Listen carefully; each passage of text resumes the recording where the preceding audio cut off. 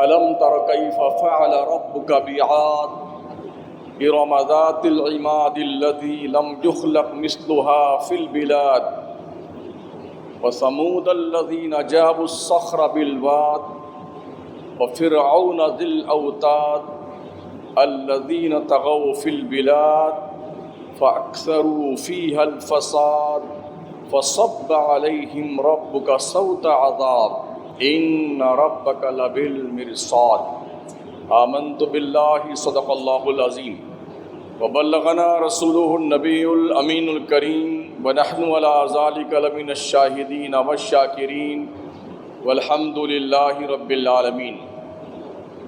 انتہائی خلوص اور محبت کے ساتھ اپنے اور ساری کائنات کے مرکز عقیدت رحمت عالم تاجدار مدینہ جناب محمد الرسول اللہ صلی اللہ علیہ وسلم کی بارگاہ ناز میں درود پاک کی نظریں پیش کریں۔ اللہم صلی علی سیدنا و مولانا محمد وعلی آلہ وصحبہ وبارک وسلم صلاۃ و سلام علیک یا رسول اللہ علیک الصلاۃ والسلام۔ اللہ تبارک و تعالیٰ کی یہ قدرت کاملہ اور عادت کریمہ رہی ہے جب سے اس نے دنیا بنائی ہے، اچھائی اور برائی کرنے والوں کو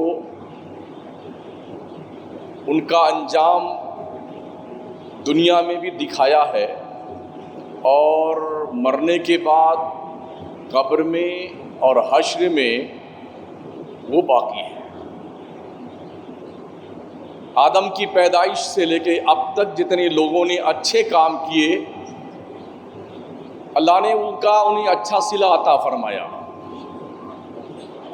اور جنہوں نے بدکاریاں، برائیاں، ظلم و تشدد، سرکشی، فساد اور فتنے برپا کیے، اللہ نے وہ ثبوت بھی ہمارے اور آپ کے سامنے رکھے ہیں جو قرآن کی آیات کی شکل میں آج بھی دنیائے انسانیت کے لیے تازیانہ عبرت کا مقام رکھتے ہیں۔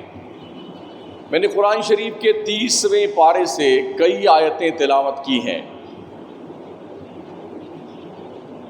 اور اس میں قوم عاد اور قوم سمود جیسی قوموں کو اللہ رب العزت نے ان کی سرکشی کا کیا انجام دکھایا اس کا ذکر فرمایا ہے۔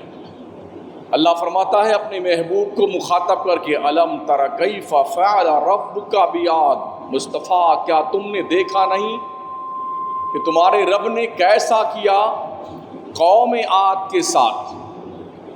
ارم ذات العماد، وہ ارم حد سے زیادہ طول قد والے، لم یخلق مثلها فی البلاد، شہروں میں ان جیسا دوسرا کسی کو اللہ نے پیدا نہیں کیا۔ وثمود الذین جابوا الصخر بالواد، اور قوم سمود جنہوں نے وادی میں پتھر کی چٹانیں کاٹ کے اپنے مکانات بنائے۔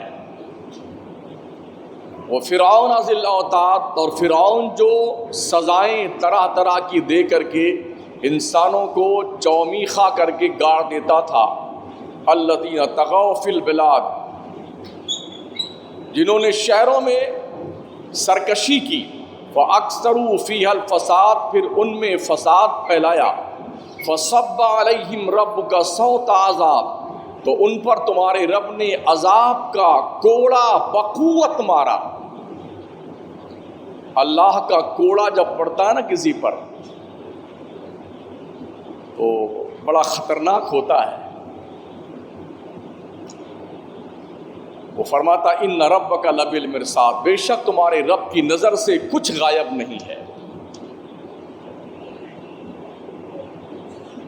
یہ قومیں عاد اور سمود دنیا کی ایسی قومیں رہی ہیں جنہیں اس دور کی سپر پاور طاقت کہا جائے تو بھیجا نہ ہوگا۔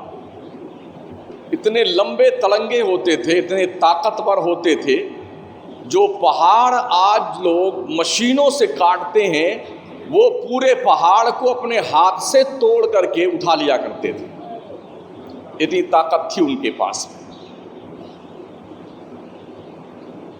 انہی کی نسلوں میں سے اوج بن عنق بھی گزرا ہے، جس کو اللہ نے 3000 سال کی عمر عطا فرمائی تھی۔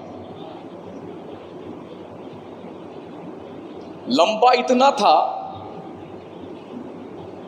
دریا میں سمندر میں اتر جاتا تو ہاتھ سے مچھلیاں پکڑ لیتا، آگ جلانے کی ضرورت نہیں تھی، ان مچھلیوں کو کھانے کی طبیعت ہوتی تو سورج کے قریب کر کے اسے بھون لیا کرتا تھا، اتنا لمبا تھا۔ اندازہ لگا سکتے ہیں کتنا بڑا طاقتور رہا ہوگا وہ۔ آج تو کوئی بھی اس کے پاسنگ کا بھی نہیں ہے۔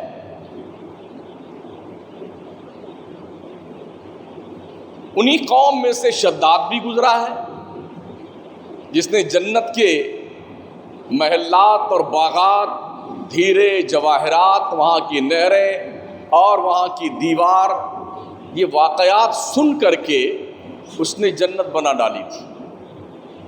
1000 سال کی عمر اس نے بھی پائی تھی، تقریباً 1000 بیویاں اس کے پاس رہا کرتی تھی۔ لیکن قدرت کا جب کوڑا بہت قوت کے ساتھ مارا گیا نا، تو اپنے ہی ہاتھ سے بنوائی ہوئی جنت کو اسے دیکھنا میسر نہ آیا۔ جنت کی اس کی چوکھٹ پر ملک الموت نے اسے پٹک کر مارا۔ یہ ہے قرآن میں۔ کبھی پڑھیے قرآن، ترجمہ پڑھیے، اس کی تفسیر پڑھیے اور پھر سوچئے جب ایسوں کا یہ حال ہوا ہے تو ہم جیسے اور آپ جیسوں کی کیا اوقات اور کیا حیثیت ہے۔ چند کوڑی کا انسان کتنا پگلا جاتا ہے، چند کوڑی کی حیثیت والا آدمی لوگوں کو حقیر سمجھنے لگتا ہے، ظلم کرنے لگتا ہے، بدماشیاں کرنے لگتا ہے۔ تھوڑے پیسے کیا آ گئے تو سمجھتا ہے کہ میں کوئی دوسری مخلوق ہوں۔ ہم نے یہ بھی دیکھا ہے کہ ایسے لوگ بھی مسجد میں دکھائی پڑتے ہیں کہ اگر کوئی غریب ان کے بغل میں نماز کے لیے کھڑا ہوتا ہے نا تو وہ یوں جذ بز ہو جاتے ہیں، یہ کیوں کھڑا ہو گیا؟ شاید وہ یہ سمجھتے ہوں کہ ہمارے کپڑے ٹھیک ٹھاک ہیں، اس کے پھٹے کیوں ہیں، اس کو میرے بازو میں کھڑا نہیں ہونا چاہیے۔ تو یہ تو اللہ پاک کا گھر ہے نا، کسی کے باپ کا تو ہے نہیں۔ ایک ہی صف میں کھڑے ہو گئے، محمود و ایاز، نہ کوئی بندہ رہا اور نہ کوئی بندہ نواز۔ یہاں تو اگر فقیر بھی پہلی صف میں کھڑا ہوا ہے تو وقت کا بادشاہ بھی اسے سرکا نہیں سکتا ہے۔ ہاں، اٹھا کے دوسری صف میں کرنا تو دور کی بات، اس کو سرکا نہیں سکتا وہاں سے ایک بھی سوت کے برابر، اس لیے کہ وہ بادشاہ اعظم کے گھر میں بیٹھا ہوا ہے۔ بندہ ہونے کی حیثیت سے وہ بھی تمہارے جیسا ہی بندہ ہے، بھلے تمہارا پتی اور خراب پتی کیوں نہ ہو، وہ فقیر ہی ہے تو کیا فرق پڑتا ہے اس کا۔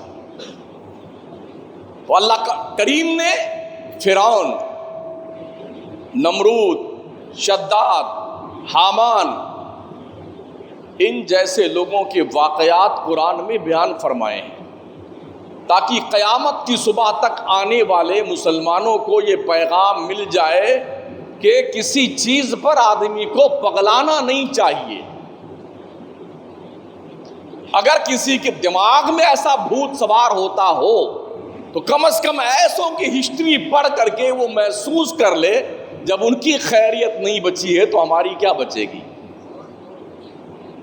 اللہ فرماتا ہے جب میرا کوڑا پڑتا ہے نا، کسی پر کوڑا پڑتا ہے، میں بتا سکتا ہوں ایسے لوگوں کو جو آج بھی اسی شہر میں اللہ نے انہیں پیرالیسس کا مریض بنا دیا، منہ ٹیڑھا ہو گیا، زبان ٹیڑھی ہو گئی، جو ہر لفظ میں گالی بکتے تھے، بازار میں آتے تھے تو ایسا لگتا تھا کوئی زبان گالی سے ان کی خالی نہیں رہتی تھی۔ ایسے ترم خان تھے، کسی بھی کو گالی دینا ان کا ایک معمول اور شیوا تھا، گالیوں سے بات کرنا، ابے تبے کرنا، میں یہ کر دوں گا، میں وہ کر دوں گا۔ 6-7 مہینے سے بستر مرگ پہ ایڑیاں رگڑ رہا ہے، موت نہیں آ رہی، زبان ٹیڑھی کر دی خدا نے۔ یہ اللہ کا کوڑا ہے، اللہ کا کوڑا۔ اس لیے او خدا کی زمین پر رہنے والے فقیروں، اللہ کے محتاجوں، منگتو، تم سب خدا کے بھکاری ہو۔ اللہ نے خود قرآن میں ارشاد فرمایا، یا ایھا الناس انتم الفقراء الی اللہ، اے لوگو تم سب کے سب بھک منگے ہو خدا کے دربار کے، تمہاری کیا اوقات ہے؟ پگلاؤ مت، خدا کی دی ہوئی روزی پر ہدیہ تشکر پیش کرو کہ اللہ نے تمہیں ٹھیک ٹھاک بنایا ہے، کھانے پینے والا بنایا ہے۔ ورنہ اس نے فرمایا ان ربک لبالمرصاد، اللہ جب بہت قوت سے کوڑا مارتا ہے، فصب علیہم ربک صوت عذاب، تمہارے رب کا بڑی قوت سے جب کوڑا پڑتا ہے نا تو پھر آدمی وہ یہ سوچ نہیں سکتا ہو کیا گیا، سوچ نہیں سکتا۔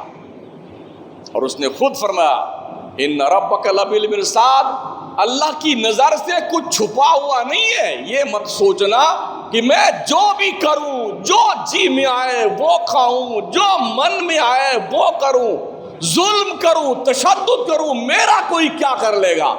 اللہ کی نظر میں سب ہے۔ ہاں یہ بھول مت جانا۔ قوموں کی تباہی اور بربادی جو آتی ہے نا، اس میں اعمال کا بڑا عمل دخل ہوتا ہے۔ اسی لیے کہا جاتا ہے کہ اپنے معاملات ٹھیک رکھا کرو لوگوں۔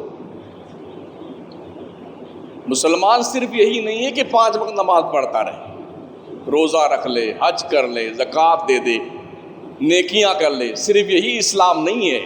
اسلام مسلمان کا یہ ہے، وہ جس جگہ رہے وہاں مسلمان دکھنا چاہیے۔ وہ مسجد میں رہے تو مسلمان دکھنا چاہیے، بازار میں رہے تو مسلمان دکھنا چاہیے، دکان پہ رہے تو مسلمان دکھنا چاہیے، کھیت میں رہے تو مسلمان دکھنا چاہیے، کھلیان میں رہے تو مسلمان دکھنا چاہیے۔